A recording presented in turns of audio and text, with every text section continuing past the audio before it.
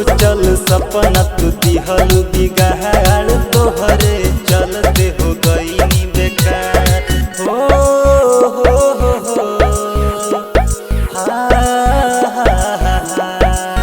सोचल सपना तू दिहल बिगाड़ तोहरे चलते हो गई बेकार। एक पल हमरा के याद नाही कइलू तोड़लू सब अरमान।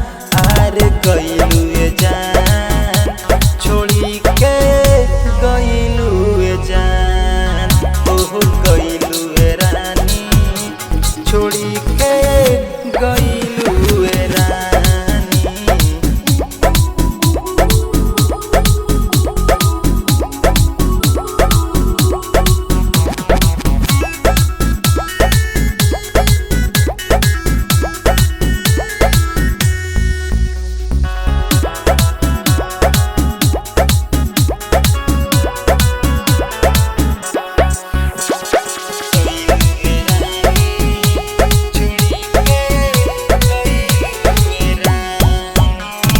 तोहरे सूरत देखी रहे मुस्कान अब तो हो गइलू दोसरा के जान।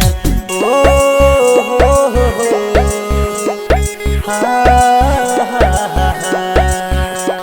सुन ये जान बड़ी याद तू तयलू दिलवा से हमारा बिछड़ काहे गइलू। भूल ऐसन दिलवा में अगिया लगइलू देख जहर बोल काहे चल गइलू।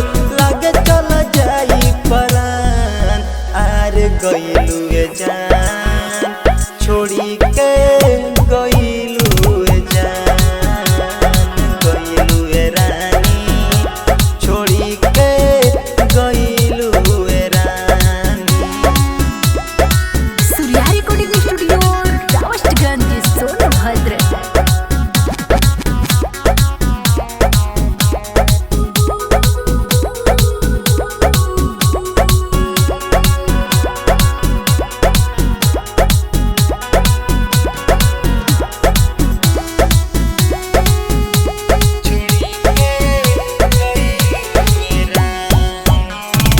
अब नहीं मिली तोहे खुला आसमान। हो गइलू अब तो पियावा के जान।